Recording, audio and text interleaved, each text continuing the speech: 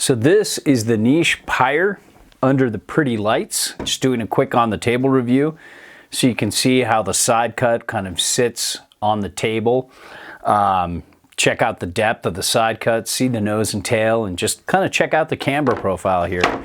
And you can see it's got a lot of camber underfoot, a very healthy, springy bow of camber that we had a pretty good time riding on snow with, especially when we got some carven groomers. It was late season, so it was very difficult, but we had some good times. Would have loved to have ridden this in powder, but there'll probably be another opportunity.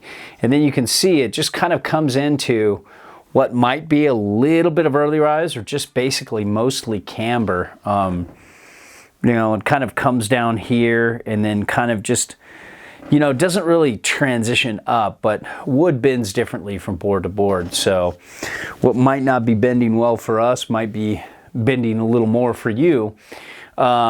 Let's get into the measurements here. Want to talk about the width underfoot. It's not a super wide, but it's definitely on the shorter, wider side of things. And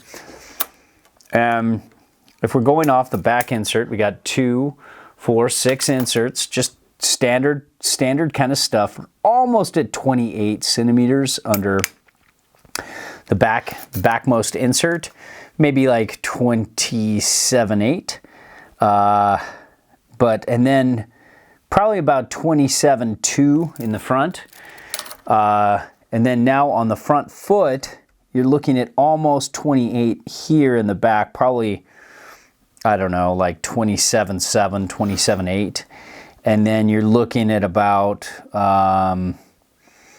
you know, about 28.7 off the front foot. Did I do that right? Yeah, 28.7.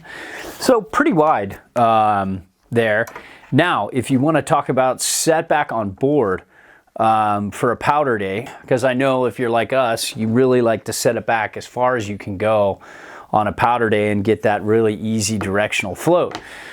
So if you set it up with traditional discs, with mini discs you can go a little bit further, but with traditional discs, you know, from center to center, from the nose to here, and from the tail to here, you're looking at an 8-inch difference between nose and tail and 4 inches back on board. So as you can see here, you're getting some pretty good directional float. And, you know, then you combine that, you know, the small tail, big ass nose, and, you know, a little taper in the tail, and that setback feel. It had definitely a really cool tapered feel that felt a little more, it's a very general term, but it felt a little bit more on that slashy, surfy side, where it felt, you could feel the taper more on the tail than you could with some other somewhat shorter, somewhat fatter boards like this. And it would be a fun board to get going in powder. And the base had good glide, as you can see here. You know, there's a little, you can really feel the die cut. This is a demo model though. Maybe the production won't have that, but it's got good glide to it. It really kept its speed pretty well. And, you know, and then on top of it, it's got that eco thing going for it, where these boards are not meant for a landfill. You know, they're really working on trying to be green, and there's lots of companies doing that these days, and it's a great thing to see. So, you know, they can speak to that. I'm not an environmental expert, so I can't really say how green it is or how green it isn't. And not many people in the industry can. We have to defer to, you know, people who really understand those facilities. But what I see, I like on their site, and if that's the case, that's great.